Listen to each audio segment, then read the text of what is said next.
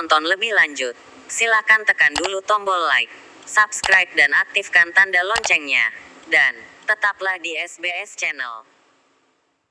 Bismillahirrahmanirrahim. Assalamualaikum warahmatullahi wabarakatuh. Sahabat SBS Channel di mana saja berada, apa kabarnya? Mudah-mudahan saat ini sahabat dalam kondisi sehat walafiat. Amin ya rabbal alamin. Bagi sahabat yang sedang ngopi, silakan lanjutkan ngopinya. Dan bagi sahabat yang belum sholat, silakan sholat dulu. Jangan nonton video ini dulu, sholat dulu baru nonton video ini. Dan bagi sahabat yang belum berbuat baik pada hari ini, silakan berbuat baik. Caranya gampang. Bagi yang belum subscribe video ini, silakan tekan tombol subscribe yang ada di bawah video ini. Dan bagi yang ingin bersedekah, ingin tetap berbuat baik lagi, silakan dibagikan video ini kepada sahabat-sahabat yang lain. Nah, sahabat SBS Channel di mana saja berada, belakangan ini, beberapa hari terakhir ini, sejak pemerintah mengeluarkan kebijakan tidak melayani keperluan birokrasi, administrasi bagi masyarakat yang belum vaksin COVID-19 atau belum mendaftarkan diri sebagai peserta vaksinasi, maka tidak akan mendapatkan pelayanan. Nah, sejak kebijakan ini muncul, sejak adanya selembar kertas yang berisi pengumuman ini ditempel di kantor lurah, di kantor camat, di kantor kepolisian, dan di tempat-tempat pelayanan publik lainnya, ini langsung menjadi pembicaraan heboh di masyarakat. Mengapa? Dalam tanda kutip masyarakat harus dipaksa untuk vaksinasi, padahal ini bagi masyarakat dianggap adalah hak azazi mereka, bukan kewajiban mereka, tetapi ini adalah hak azazi, sehingga tidak ada pihak manapun yang boleh memaksa seseorang menggunakan hak azazinya. Nah, di sisi lain, pemerintah sekarang tengah berupaya maksimal bagaimana masyarakat semuanya divaksinasi. Sepertinya pemerintah kita sedang kejar tayang. Terbukti Menko Maritim Luhut Binsar Panjaitan yang juga Menteri Koordinator Investasi, begitu pulang dari Cina langsung menginstruksikan atau meminta kepada Menteri Kesehatan untuk meningkatkan upaya vaksinasi, meningkatkan jumlah masyarakat yang divaksin setiap harinya.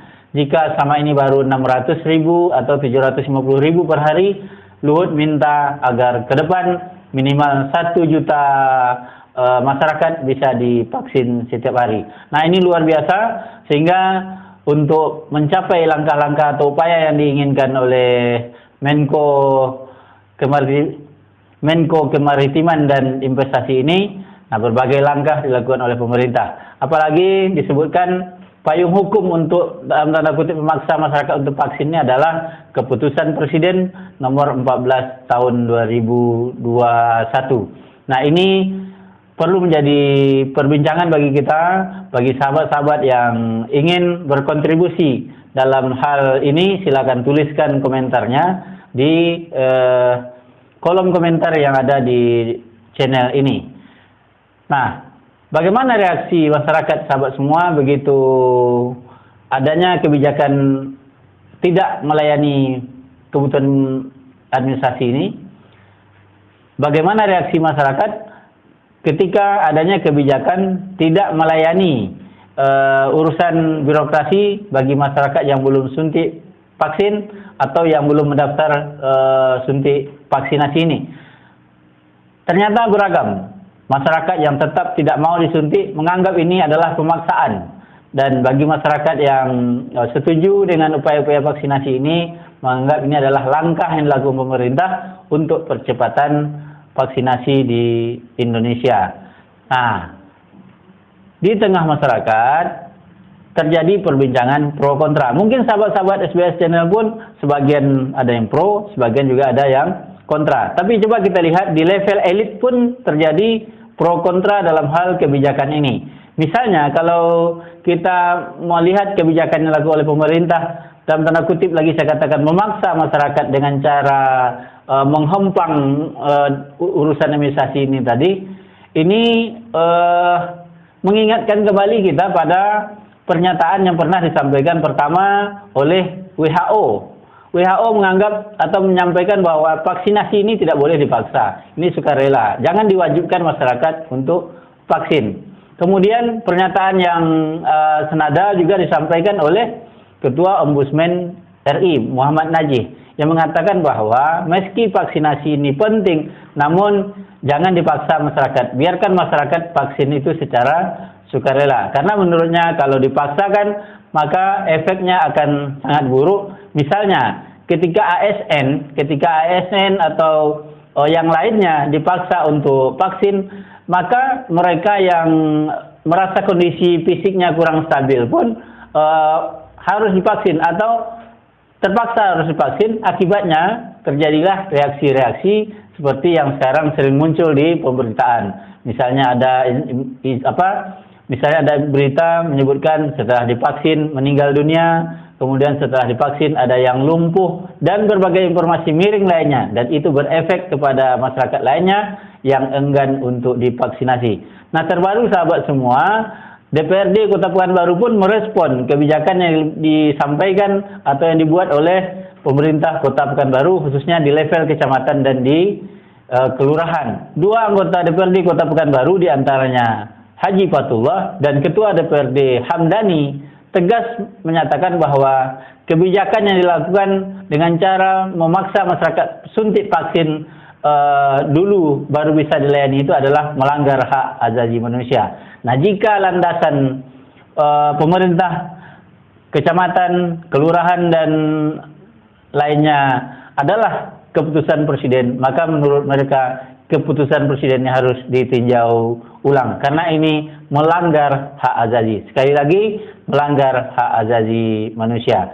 Nah, namun sahabat semua, terhadap pernyataan yang disampaikan oleh anggota DPRD ini sempat juga ada kritik dari para netizen karena anggota DPRD Pekanbaru ini, Haji Batullah ini, hanya mengkritik kebijakan yang dilakukan oleh Camat Payung Sekaki. Kenapa kebijakan-kebijakan yang lainnya seperti juga dilakukan oleh aparat kepolisian atau pihak kepolisian yang tidak melayani perpanjangan SIM, tidak melayani pembuatan SKCK dan sebagainya jika tidak menunjukkan bukti sudah suntik vaksin COVID-19 atau minimal sudah mendaftar. Begitu juga di tempat-tempat lainnya. Mengapa yang dikritik hanya di Kecamatan Payung Sekaki? Nah, sahabat semua, ini fakta yang beredar di tengah masyarakat. Saya serahkan kepada kita semua, kepada sahabat-sahabat semua untuk mengambil sikap terhadap hal ini, dan kita yakin dan percaya bahwa keinginan pemerintah walaupun cenderung dipaksa tentu agar COVID-19 ini tidak terus menyebar luas di masyarakat, tidak semakin banyak korban, sehingga satu langkah yang dianggap oleh pemerintah paling ampuh adalah dengan vaksinasi.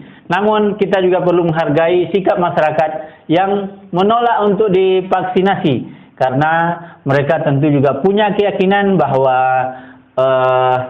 apa yang mereka ambil sikapnya itu adalah sesuatu yang benar menurut mereka.